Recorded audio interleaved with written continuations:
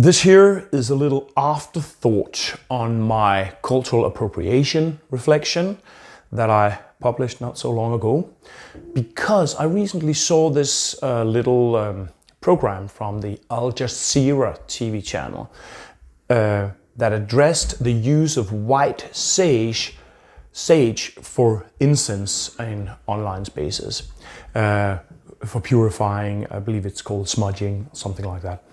Apparently, this has become this huge global online thing, and you find it even in my local hippie shop here in Copenhagen, you know, in a location that's literally half a planet away from the natural habitat of white sage.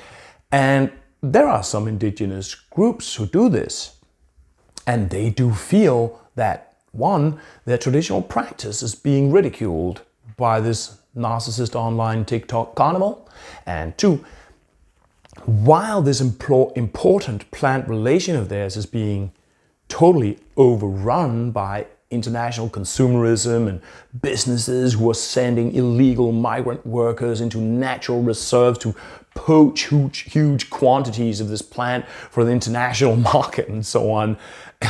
So I just need to say that, you know, it has to be absolutely clear that those question marks that I raised about trends in cultural appropriation should not be taken as an alibi for disrespectful behavior towards someone's tradition. That should be very clearly stated. In fact, my immediate intuition when I saw that stuff was to respond to this sage issue by making a video about the Nordic equivalence of exactly this way of using incense. And there's actually quite a lot to take from. There are specific plants, you know, whose smoke has a wonderful smell, and, you know, sometimes they will even have popular names that has the word incense in it. So it's an incense plant, and it can be used for preparing spaces for ceremony or purifying harmful influences, and or different leaves can be combined together to create an effect in different purposes and so on. But then I hesitated because I'm often a little bit unsure of what kinds of knowledge that it makes sense to bring into this online carnival of, you know, hippie influencers and so on. There's a line somewhere, you know, when demonstrating a ritual practice online actually reflects negatively back into the practice and deflates it. And I'm often unsure when that line is crossed, and I regularly have my doubts about whether it's advisable to put stuff online. But you can look for it yourself, it's there. You don't have to participate in this ridiculous and harmful consumerist circus, which has landed on these native people over there. For instance, I have a good friend, Maria Jacobsen, from Hyllemors Have, that would be Elder Mother's Garden, something like that, who is a plant knowledge keeper. And I'm sure that she knows these things and she teaches it, you know, you can go there and learn from her. And perhaps she's even less paranoid than me when it comes to, you know, putting stuff online of this sort. And there are probably other people like her. But I also want to add, by the way, a different and I think overlooked and important perspective to this story here, which I see because I communicate with a lot of Eurodescendant people who are perhaps attracted to my work and who are often thinking with and thinking about animist knowledge and traditional practice and how to come into respectful relation with the land where they live.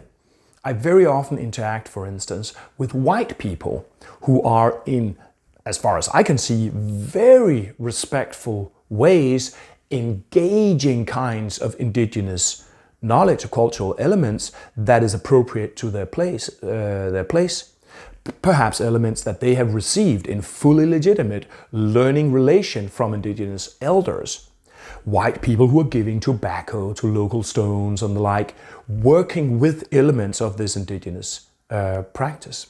Now, they tell me that they do this because they are perhaps in a decade-long learning relation with an elder who's telling them to do this because that is the locally appropriate way of engaging the others that are particular to those spaces, those landscapes. And that makes a lot of sense from an animist perspective, because animism is about relating to landscapes more than it is about seeking into your inner core for some essence or race or culture that will cathartically reveal some of your authentic identity to you or something like that. And what these people are telling me is often something along the lines of, well, I'm doing this because I have been given this practice, this teaching, and the point is to come into respectful relation with others. So I don't say it in public that I do it because, one, I know that a lot of white people are not always being respectful about this kind of transcultural exchange, and I don't want my practice to be in any way associated with that stuff. And two, I also can't deal with the hysteria of accusations that I will undoubtedly become the target of if I admit it in public. And three, being public about it is not the point anyway. The point is me coming into respectful relation with others in that landscape. It doesn't really matter that I can't admit it openly, right?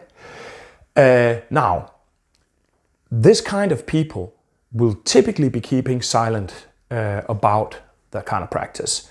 And that means that we don't hear about it. That means that we are only hearing about all those ridiculous and abusive cases of white people being super extractive and culturally appropriating, like the cases that were sort of portrayed in this recent Al Jazeera program. But these probably many Eurodescendant people who are coming into respectful relation with the land, their story is not being told. We don't get that story. And I think that is a little bit of a problem, because we are then left with this very judgmental stereotype of white people as exclusively abusive. And this is not just a matter of that stereotyping being, of course, factually incorrect and also kind of morally problematic. It's not just that. It is about a bigger thing.